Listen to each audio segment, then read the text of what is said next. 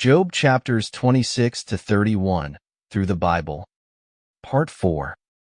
This chapter does not contain any form of a confession by Job. It is really his boasting. He has eye trouble. There are many of us who have it too.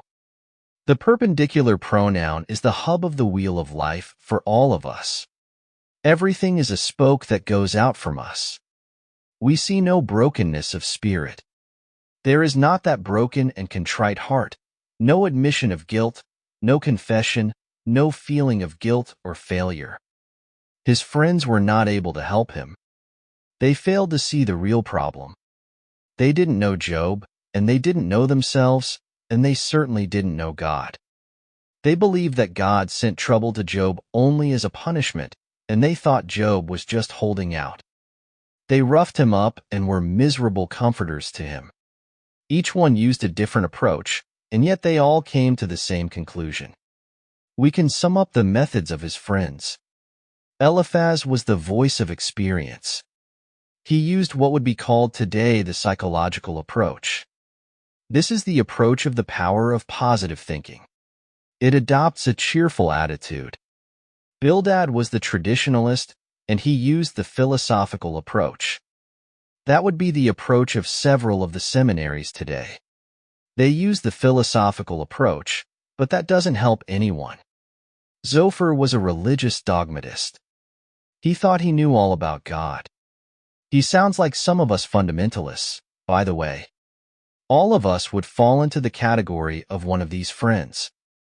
As we have seen, not one of his friends had been able to help him.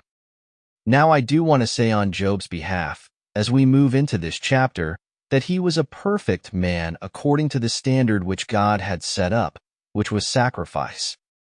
He was a very wealthy man. He had all that it took to make this life agreeable. He had what it took to make him important in the world. We have seen that he was a religious man. He feared God. He had a concern for his children. He didn't put up a false front. He could be weighed on the scale of God's balance and not be called a hypocrite. So the insinuation of his friends was base and low. He was a genuine saint of God, a quickened soul, a child of God. His earthly cup of bliss had been full and running over. Then why should this man suffer? Actually, the suffering is only incidental, although Job would never have told you that. The suffering in Job is about as important as the fish in the book of Jonah, in which the real problem is between Jonah and Jehovah. Here the real problem is between Job and Jehovah. Even Satan, the enemy, is secondary. The real problem is Job. He did not know himself, and he did not know God. Socrates has said, "Know thyself." That is important. Job didn't know himself. He was self-righteous and self-sufficient. He received all kinds of compliments from people, and there was a little of the self-adulation. There was a spiritual egotism in this man's life. We will see this clearly when God confronts him. Job now is going to tell us about himself. He reviews his past. Chapter 29 is Job's "This is my life." Moreover, Job continued his parable and said, "Oh, that I were as in months past, as in the days when God preserved me." Job 29, verse 1 and 2. Job reminds me of a little tea party I heard about. I had a little tea party this afternoon at 3. 'Twas very small. 3 guests in all. Just I, myself, and me. Myself ate all the sandwiches, while I drank up the tea. 'Twas also I who ate the pie, and passed the cake to me. Author unknown. When his candle shined upon my head, and when by his light I walked through darkness. Job 29, verse 3.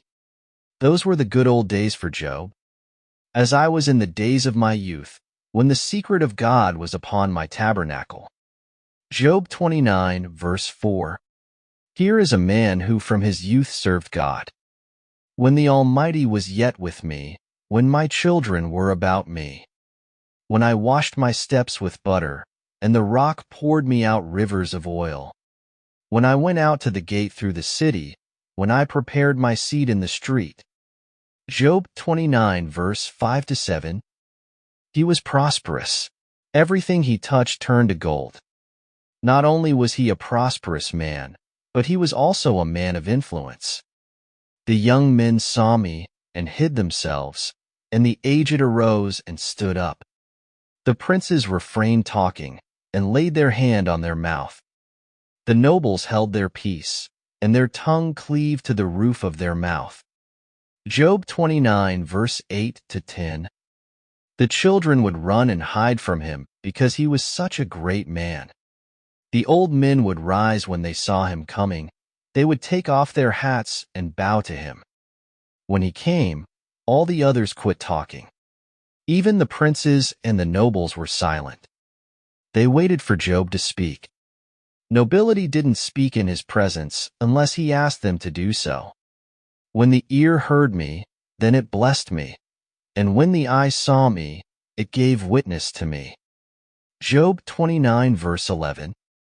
He was voted the most valuable citizen by the city clubs of Uz and Chaldea. He was the outstanding citizen of the town. Because I delivered the poor that cried, and the fatherless, and him that had none to help him. Job 29 verse 12. He provided pensions for the aged. He helped the poor. The blessing of him that was ready to perish came upon me, and I caused the widow's heart to sing for joy. Job 29 verse 13. He took care of the widows. This man was thoughtful.